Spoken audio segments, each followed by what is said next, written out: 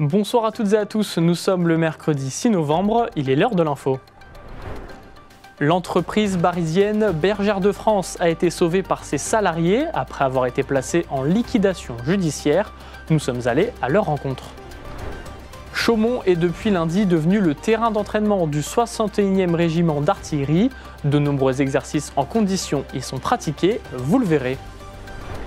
Le mémorial Charles de Gaulle de Colombey-les-Deux-Églises a accueilli le journaliste sportif Nelson Montfort dans le cadre du Forum Histoire et Médias organisé chaque année. En fin de journal, Alain Touvrez et Marc Dillon nous parleront de leur nouvelle association, les Amis de l'Historial.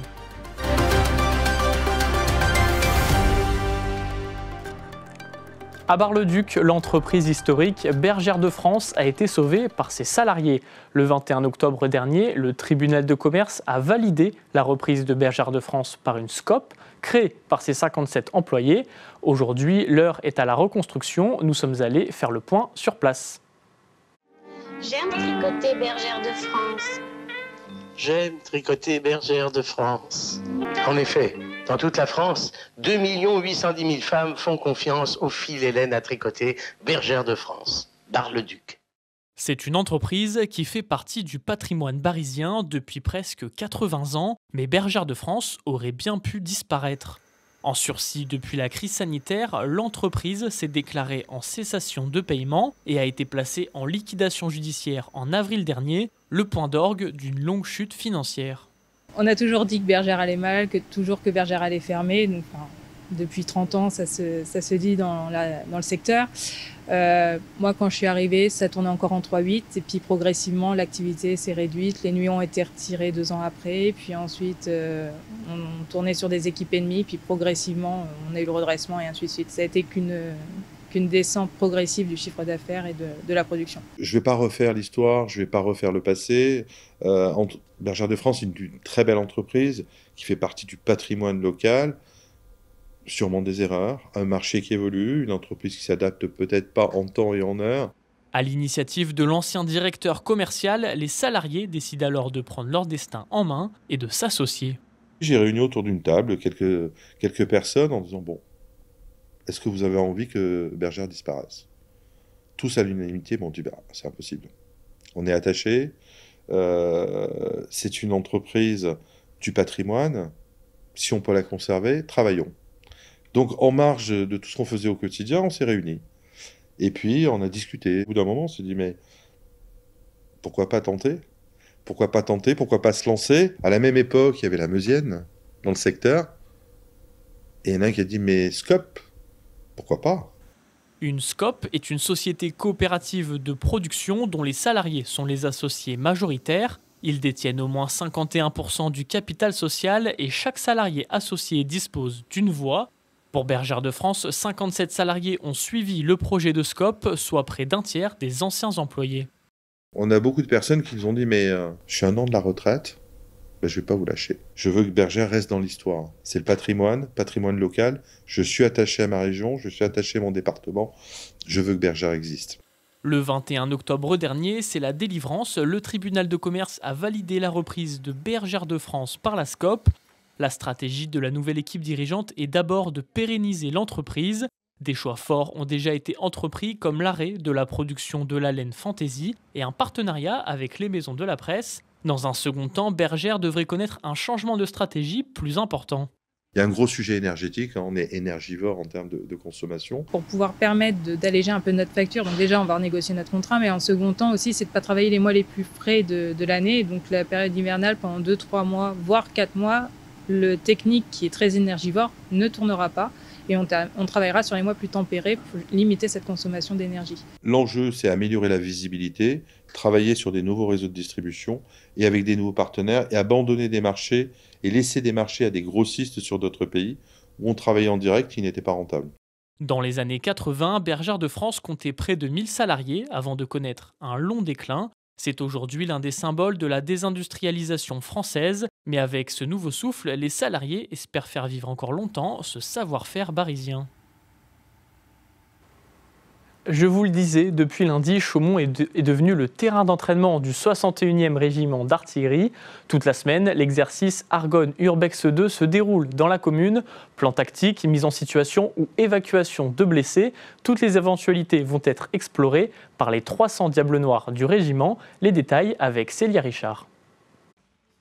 8h45, le 61e régiment d'artillerie de Chaumont est déjà sur le front. Depuis lundi 4 novembre, l'exercice Argonne Urbex 2 se déroule dans la ville de Chaumont. Différentes unités ont été déployées et ont commencé par la conquête de la ville du sud vers le nord. L'objectif, combattre un ennemi fictif paritaire, c'est-à-dire qui a les mêmes ressources qu'eux. L'exercice Argonne est un exercice de niveau régimentaire. Il est inédit par son ampleur puisqu'il voit la totalité des moyens du régiment être déployés dans la ville de Chaumont. Ce sont 300 militaires, plus de 50 véhicules qui manœuvrent pendant une semaine dans un scénario qui lui aussi est plutôt inédit et qui est tiré des enseignements des conflits actuels. Ces conflits se déroulent majoritairement dans les villes et au sein des populations. Mais ce matin, le parc Agathe Rouleau est le théâtre d'un drame.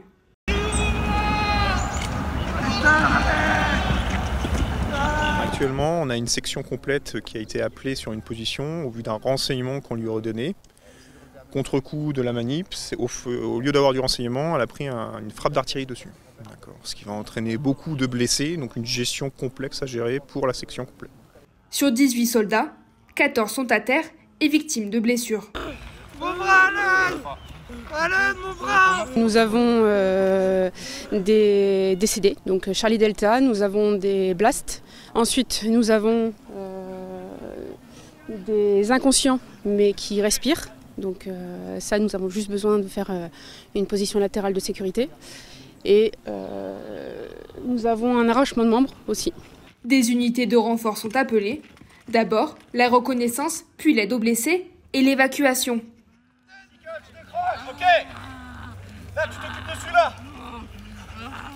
Une fois en sécurité, les soldats sont répartis en nids de blessés et divisés en 3 zones. Alpha pour les blessés graves, Bravo pour les blessures moyennes et Charlie pour les blessés légers. L'objectif de cet exercice est de préparer le régiment. Les soldats doivent être prêts à partir sur le terrain à tout moment. Les exercices sont réguliers, mais à l'échelle de l'Argonne Urbex 2, seulement 2 fois par an. La semaine d'exercice se conclura par la cérémonie d'anniversaire des 25 ans du régiment, ce samedi 9 novembre. Dans le cadre du forum Histoire et Médias, organisé chaque année par le Mémorial Charles de Gaulle à Colombey-les-Deux-Églises, Nelson Montfort a donné une conférence sur l'infosport. Mêlant géopolitique et grands événements sportifs, ce sont près de 190 élèves qui y ont assisté. Un reportage de Julien Debruyne et Célia Richard. Pour Nelson Montfort, le sport est fédérateur. Le journalisme, lui, permet de rentrer en contact avec les autres. C'est d'ailleurs pour cela qu'il s'est rendu au Mémorial Charles de Gaulle de Colombey-les-Deux-Églises afin d'animer une conférence. Organisée dans le cadre du forum Histoire et Médias du Mémorial, le célèbre journaliste sportif est venu répondre aux questions d'Alexandre Niès, professeur agrégé d'histoire du Mémorial, et des 190 élèves présents dans la salle et en visioconférence. Le thème, le sport sur tous les fronts. L'occasion de parler Jeux Olympiques, géopolitique et journalisme. Comme vous le savez, le sport et la politique et la géopolitique parfois ne font qu'un. Et c'est ce que je me suis efforcé de dire à ces étudiants dont les questions étaient souvent excellentes. J'ai donc fait allusion à un certain nombre de Jeux Olympiques qui étaient directement liés à l'histoire politique. Les Jeux Olympiques de Berlin 36 dont nous avons parlé, les Jeux Olympiques de Mexico 68 dont nous avons parlé, et puis naturellement les 2 Jeux Olympiques du boycott, à savoir 1980 Moscou et 1984 Los Angeles. Un moment de partage, d'écoute et d'échange privilégié pour les élèves des différents établissements de Colombey-les-Deux-Églises, Vitry-le-François et Bar-sur-Aube. J'ai posé une question sur donc, les compétitions sportives qui se déplacent maintenant dans le Golfe, en Arabie Saoudite, au Qatar, etc. J'ai demandé si vraiment, même dans son milieu où nous, il y aurait des questionnements et un boycott peut-être. Et il m'a plus ou moins répondu que des compétitions aussi grandement sportives ne pourront jamais être boycottées, mais on garde toujours en tête des traitements qui sont inhumains, quoi. Une conférence qui a aussi pu mettre en lumière l'hypermédiatisation dans le sport, mais aussi dans la vie en général. Une question plus qu'importante pour cet enseignant. Ils vivent dans ce monde-là et je pense qu'ils ne se rendent pas compte parce que pour nous qui avons un peu de recul, parce qu'il y a un peu d'âge, on se rend compte de l'évolution. M. Montfort l'a souligné voilà, quand il disait vous avez moins 30 ans, moins 40, etc. Pour eux, finalement, l'hypermédiatisation, elle est presque logique et ils ne font pas forcément attention à tout ce qu'ils voient. Ils ont du mal à choisir, ils consomment, ils zappent et finalement, l'idée, c'est d'attirer leur attention sur la réflexion qu'ils doivent avoir par rapport à tout ce qu'on leur propose finalement. La presse et les médias sont des sujets de plus en plus abordés dans les écoles. Une semaine de la presse est organisée chaque année dans les établissements scolaires français. La prochaine aura lieu en mars 2025. Alain Touvrez et Marc Dillon, vous êtes tous deux membres du bureau et fondateurs de l'association des Amis de l'Historial. Messieurs, bonsoir. Bonsoir.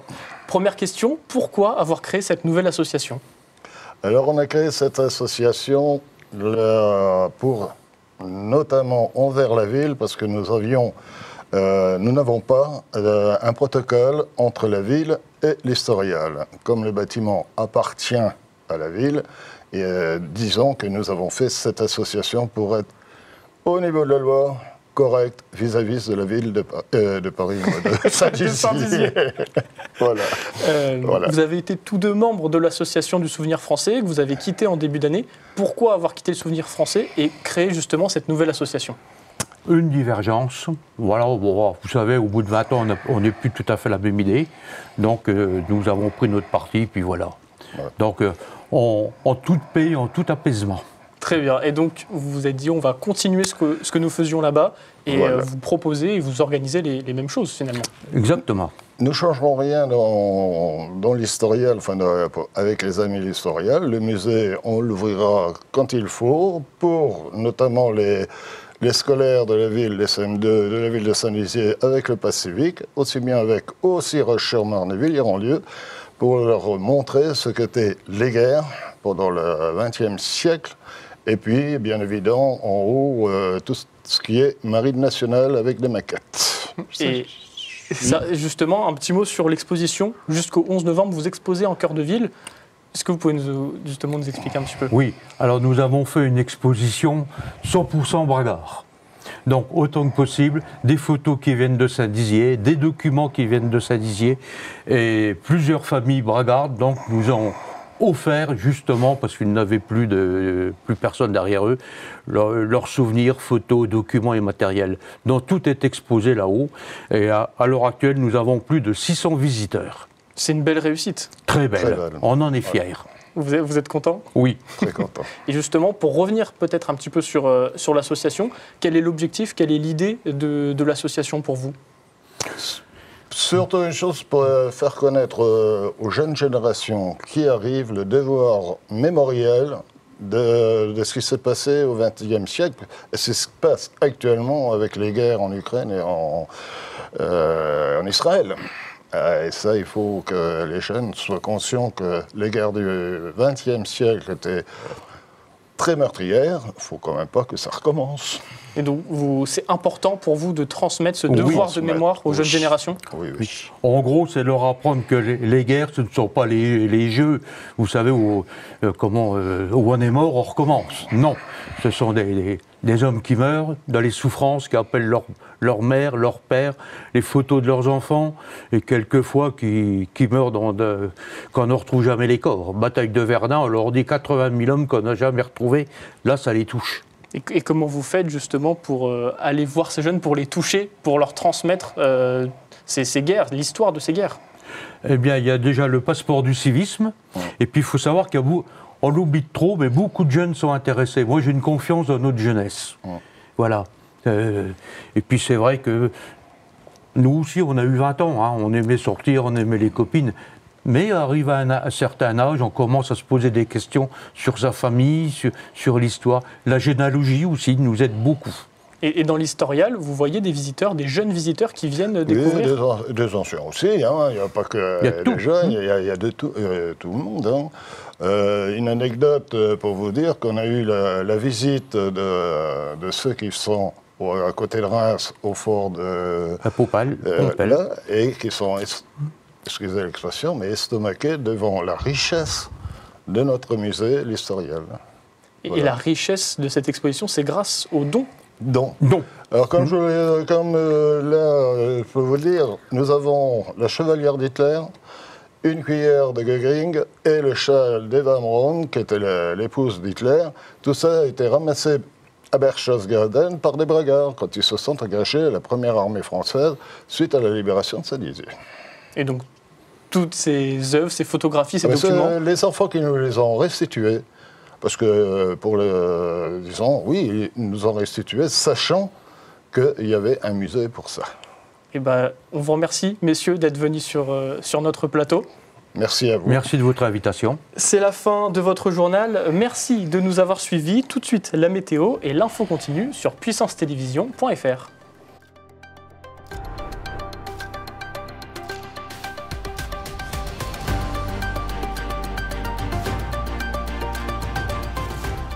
Toute l'actualité en continu à retrouver sur notre site internet et notre application mobile.